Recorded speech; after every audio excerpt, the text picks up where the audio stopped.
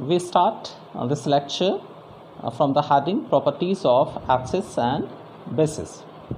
So the first heading is Physical Properties of Acids. So according to this first point, acids in aqueous state solution are sour in taste. Second point, mineral acids like HCl, HNO3, H2SO4, etc. are highly corrosive in nature. Then last point, indicators, acids turns blue litmus red. So aqueous acids turns blue litmus red. Now physical properties of bases. First point, bases are bitter in taste in aqueous solution condition. Then second point, caustic alkalis like potassium hydroxide, sodium hydroxide are highly corrosive in nature. So as mineral acids are corrosive in nature, same way caustic alkalis are also highly corrosive in nature. Indicators, bases turns red litmus blue. Okay students. Now next heading is chemical properties of acids. Test for hydronium ions in solution.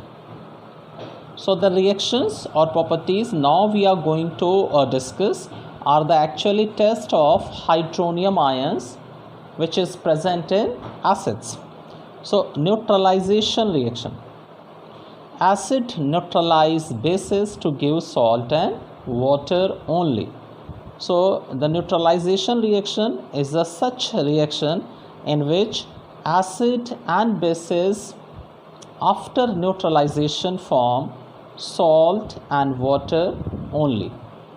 For example, first reaction, base like copper oxide. Copper oxide is a metallic oxide, and you all know that metallic oxides are also considered as base. So copper oxide when react with an acid like H2SO4, it form copper sulfate, which is a salt, plus water H2O. Same way, our next example, sodium hydroxide. It is a hydroxide of a metal which is also considered as base, and sodium hydroxide is a alkali also. So sodium hydroxide when reacts with acid, hydrochloric acid HCl, it form NaCl, sodium chloride, which is a salt, plus water. So these two are the example of neutralization reactions.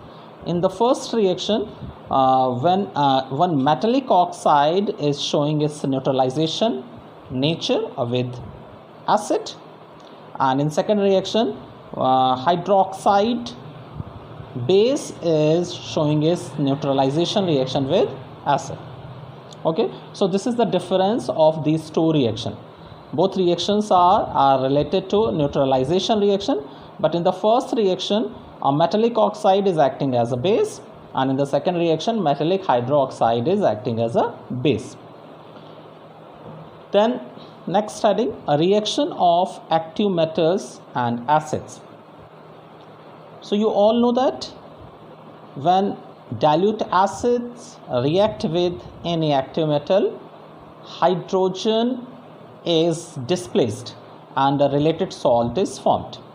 For example, when HCl in its dilute condition reacts with zinc, it forms zinc chloride, which is a salt, plus hydrogen gas, which is a non-metal. So it is an example of displacement reaction where a metal is displacing to a non-metal. Okay students, so acids react with active metals like magnesium, aluminium, zinc, iron to liberate hydrogen. So this reaction we can use for the test of acids also. Test of acids. So acids when react with active metals form hydrogen gas. Then reactions of chlorides, nitrates, bicarbonates and carbonates with acids. So these all are the salts, and the less volatile acid displaces the more volatile acid on heating with salt. So when a salt is react with acid, and if this given acid is comparatively less volatile, then it will displace a more volatile acid from the salt. Okay students, for example, when NaCl, which is a salt, is reacting with an acid H2SO4 concentrated, which is a type of non-volatile acid, then this H2SO4 is displacing a comparatively more volatile acid from this salt HCl, and acidic salt is formed, sodium bisulfate or sodium hydrogen sulfate. Why this salt is acidic salt? Due to the presence of this H plus ion. Okay students, so H plus ion is present here, that is why this salt is not completely neutralized and it will be known as acidic salt.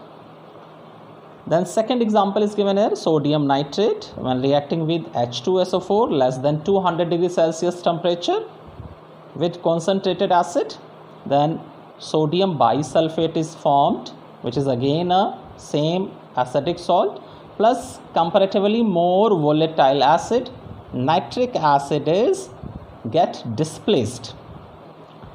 In this reaction, sodium bicarbonate is reacting with H2SO4, again a more volatile acid, which is actually an unstable acid, is formed, and that unstable acid is H2CO3, hydrogen carbonate, or simply we know it is as carbonic acid.